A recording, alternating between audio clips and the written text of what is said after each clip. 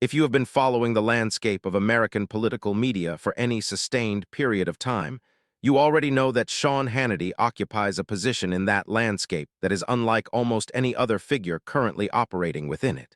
He is not simply a television host. He is not simply a commentator.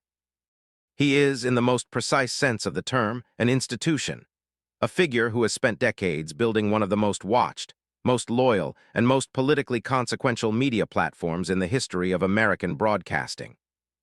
His program on Fox News has been, across its long run, something closer to a command center than a television show, a place where Republican political strategy is telegraphed, where administration narratives are established and reinforced, and where the guests who appear are received not as subjects of genuine journalistic scrutiny, but as participants in a coordinated effort to advance a coherent political project. He controls his segment with the absolute authority of someone who has never once, in decades of live television, found himself in a position he did not know how to manage back to his preferred terrain.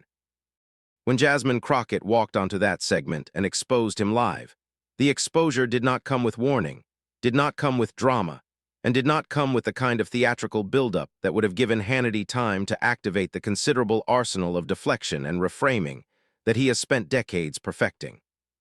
It came with the calm, specific, documented precision that has defined every significant public exchange Crockett has been involved in across a remarkable year of confrontations with some of the most powerful figures in American political and media life. And when it landed, the segment ended in total silence, not the managed silence of a production going to commercial break on its own terms, but the specific, charged, unmistakable silence of a live television moment that has arrived somewhere nobody in the studio had prepared to go. Before we go any further, if you are new to this channel, subscribe right now and hit the like button. We cover the moments that cut through the noise of political media and reveal something real about what happens when the machinery of narrative control meets someone who has prepared not just to participate in it, but to expose how it operates. Now let us get into exactly what happened, why the exposure landed with the force it did, and why the silence that followed said more than anything that could have been spoken afterward. Sean Hannity's method has been refined across decades of broadcasting that began before the current era of social media and streaming and fragmented media attention, and that has survived every disruption to the traditional television landscape, because it is built on something more durable than format or platform. It is built on emotional loyalty, on the specific bond between a media figure and an audience that has come to trust that figure's interpretation of the world, that has organized a significant portion of its political understanding around the framework that figure provides, and that returns night after night, because the framework is consistent and the emotional register it operates in is familiar and reassuring. Hannity does not persuade his audience so much as he confirms for them, every evening, what they already believe, reinforcing the framework, updating it with the day's specific events, and positioning those events within a narrative that the audience has been prepared to receive. Managing guests within that framework is a skill Hannity has developed to a level of extraordinary sophistication. He knows how to interrupt at precisely the moment a guest is about to say something that would complicate the narrative. He knows how to reframe a point that has landed awkwardly, to introduce new language around it that shifts what it appeared to mean, to move the conversation forward before the complication has fully registered. He knows how to use the pacing of a television segment, the time pressure, the commercial break, the structure of the program, as tools of narrative management, tools that keep the conversation inside the territory he has defined and prevent it from wandering into territory that the framework cannot accommodate. These are real skills, developed over real time, and they have served him with remarkable consistency across a career that has outlasted most of the political figures and media personalities who were his contemporaries when he began. Crockett had studied those skills before she walked into the segment. This is the preparation that is most rarely discussed when her exchanges are analyzed, because it is the preparation that is least visible in the moments themselves. The fact-checking preparation, the specific documented evidence that she deploys against factual challenges, is visible in its results. The logical preparation, the examination of the structure of arguments she is likely to face, is visible in the way she engages with the architecture of challenges rather than only their content. But the preparation that underlies her performance in a media setting like Hannity's involves something additional and more subtle. The analysis of the specific media method she will be operating within, the specific tools that method uses to manage narrative, and the specific points at which those tools are most vulnerable to someone who understands how they function and has decided not to operate within the constraints they are designed to impose. She had gone into the segment with a clarity about what Hannity's program does that most Democratic politicians who appear on it do not carry with them. Most Democratic politicians who accept an invitation to appear on Fox News in a Hannity format do so with the goal of making their case to a skeptical audience, of presenting their positions clearly enough and reasonably enough that some portion of the viewers might be persuaded, or at least left with a more nuanced impression than they arrived with. That is a legitimate goal, but it operates within the terms Hannity's framework has set, and operating within those terms means accepting the narrative management tools he uses, accepting the interruption and the reframing and the pace management as features of the setting that must be navigated rather than as mechanisms of a specific media method that can themselves be exposed. Crockett had not come to navigate the framework. She had come to expose it. The segment began in the way that Hannity's segments involving Democratic guests typically begin, with Hannity establishing the terms of the exchange, setting up the specific narrative context within which he intended the conversation to unfold, and positioning Crockett within that context in a way that framed her appearance as a challenge to the positions his audience already holds rather than as a genuine exchange between people with different perspectives on a shared reality. He was confident and controlled, moving through his setup with the practiced ease of someone who has done this thousands of times and who has never once found the setup failing to achieve its intended effect. Crockett let the setup complete. She had learned, across the year of high-profile exchanges that has defined her public presence, that the most effective intervention in a live setting is rarely the earliest one. Interrupting a setup before it has finished establishes a reactive posture that the more experienced operator can use against the interrupter, positioning them as someone who cannot let an argument be fully stated before they begin defending themselves. Letting the setup complete, by contrast, establishes a different posture entirely, the posture of someone who is not threatened by the argument being made, who does not need to disrupt it before it can be fully heard, and who has a response that does not depend on the argument being incomplete in order to function. When she began, she addressed not the content of what Hannity had said, but something that the content had made visible, something about the specific way the setup had been constructed that revealed, to anyone who knew where to look, the mechanism of the method rather than only its output. She named it, not aggressively, not with the kind of confrontational energy that would have made the moment about her willingness to challenge Hannity rather than about what she was exposing. She named it in the calm, specific, factual register that has characterized her best moments across the entire year, the register of someone describing what the record shows rather than performing outrage about what it means. What she named was a specific discrepancy, a gap between a claim Hannity had made in his setup, a claim he had presented as factually grounded, and the documented record that the claim was supposedly based on. The discrepancy was not a matter of interpretation. It was not a dispute about framing or emphasis or the relative weight to be given to competing pieces of evidence. It was a specific, verifiable, straightforwardly demonstrable gap between what had been said and what the record showed, the kind of gap that exists not because of the complexity of the subject matter, but because the claim had been constructed in a way that required the record to be read selectively in order to support it. She documented it.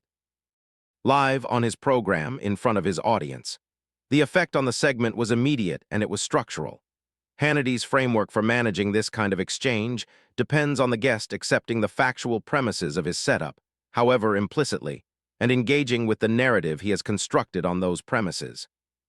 When the guest instead turns to the premises themselves and shows, specifically and documentably, that a premise is not what it has been presented as, the framework loses the foundation it requires to function. The tools Hannity uses to manage narrative, the interruption, the reframe, the pace management, are all calibrated to operate within a segment where the factual ground has been established in his terms. They are not calibrated to manage a situation in which the factual ground itself has become the subject of the segment, because that transformation removes the stable platform the tools require. Hannity attempted an interruption. He is skilled enough and experienced enough that the instinct is almost involuntary, a reflexive deployment of the tool that has allowed him to manage thousands of difficult segments across his long career.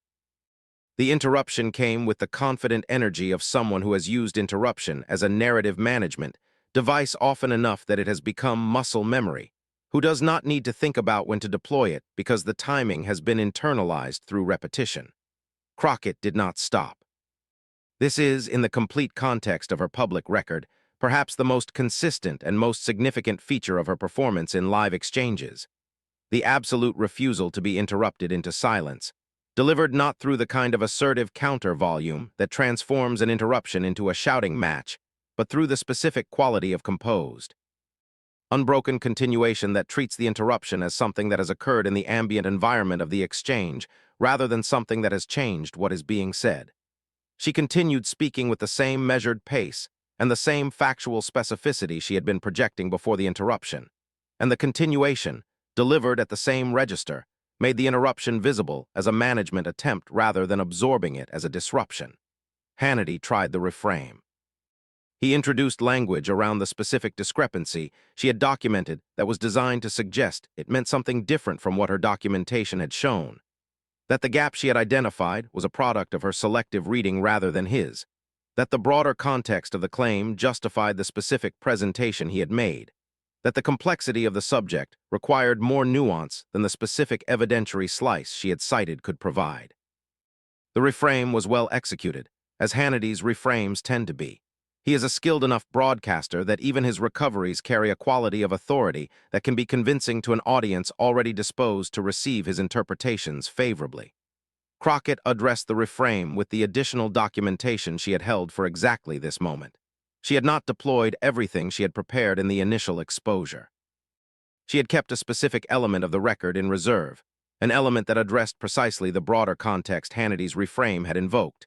That showed why the broader context, rather than rescuing the original claim, actually deepened the problem with it. The additional documentation arrived with the same composure and the same specificity as the initial exposure, and its relevance to the reframe he had just attempted was immediate and visible. The segment lost its footing. This is the phrase that best describes what happened to the exchange in the minutes that followed, not a dramatic collapse, not a visible breakdown, but a specific and irreversible loss of the navigational certainty that has characterized Hannity's management of his program across its entire run. He is someone who always knows where the segment is going. He always knows what the next move is, what the next reframe will be, what the exit from any difficult moment looks like, and how to reach it. In this segment, the documentation Crockett had deployed had removed the map. The territory she had put on the record was not territory his preparation had charted, and the tools he carries for navigating difficult moments had been calibrated for a different kind of difficulty than the specific, documented, composedly delivered exposure of a factual discrepancy in a premise he had presented as the foundation of the exchange. He managed the remaining time in the segment with the professionalism of someone who has been broadcasting long enough that professionalism is available even when comfort is not. He moved through the remaining exchange with the forward momentum that his format requires, maintaining the external appearance of a segment proceeding normally, while the substance of what was happening communicated something entirely different to the cameras and to the audience watching them. He did not concede the exposure. Hannity does not concede, but there is a version of not conceding that itself constitutes an acknowledgement, the version in which the reframing has stopped and been replaced by forward movement, in which the attempt to address the documented discrepancy directly has given way to the attempt to move past it, in which the segment's conclusion arrives not with the confident energy of a host who has managed the exchange to his preferred outcome, but with the particular quality of ending that communicates a desire for the segment to simply be over. When the segment ended, the silence that followed was not the silence of a production moving smoothly to its next element. It was the specific, charged silence of a live television moment that has left a residue, that has put something into the air of the studio, that the format's usual mechanisms for restoration and continuation have not fully cleared. Staff who have worked in live television for long enough understand this quality of silence. Journalists who have watched enough live broadcasts from inside the room know what it signifies. The cameras catch it in a way that does not require description once you have seen it, the specific stillness of a room that has been changed by what has happened inside it, and has not yet found its way back to the comfortable rhythm that preceded the change. The clip circulated with the particular speed and reach of moments that expose something structural rather than simply delivering a memorable exchange.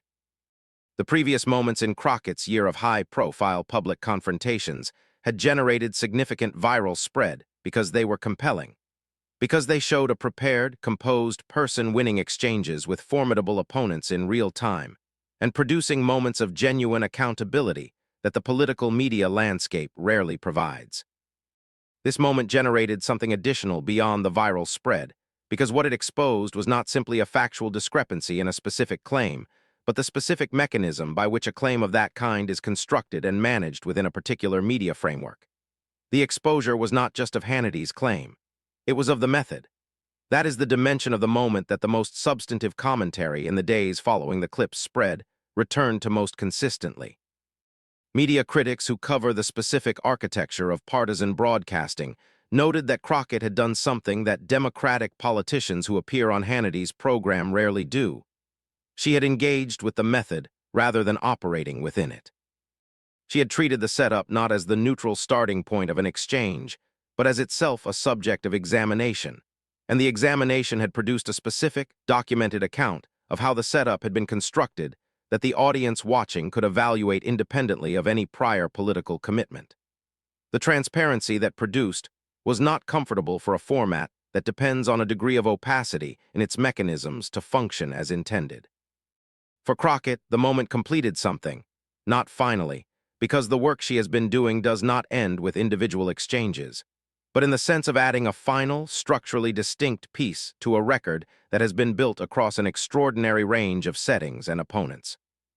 She has now delivered composed, specific, documented responses to challenges from committee chairmen, senior administration officials, the most watched figures in conservative and mainstream media, and now to the specific mechanism of narrative management that underlies one of the most powerful partisan broadcasting operations in American media history. Each of those responses has come from the same foundation. Each has demonstrated the same essential qualities. And together they have built a record that speaks not just to specific moments of accountability, but to the consistent, replicable methodology that produces them. Sean Hannity has been managing live television segments for longer than most political careers last. He has built his program into one of the most durable and most consequential platforms in American media through a specific and sophisticated set of skills that very few people in broadcasting have matched. When Jasmine Crockett walked onto his segment and exposed, live, the specific discrepancy between a claim he had presented as factually grounded and the documented record that claim was supposed to rest on, she did it with the composure and the specificity and the foundational preparation that has defined every significant moment of her public record. The segment ended in total silence. And the silence said what the segment's format had been designed to prevent from being said, that the record is available, that it shows what it shows, and that no method of narrative management, however sophisticated and however long refined, is capable of changing what is documented when someone has prepared thoroughly enough to place the documentation on the record in a live setting where it cannot be edited before the audience receives it. If you stayed with this story all the way to the end, do two things right now: hit the like button and subscribe to this channel. We are going to keep bringing you the moments that reveal something true about power media and what it looks like when someone walks into a carefully managed environment with the preparation and the composure to expose how the management works. The next story is already on its way. You do not want to miss it.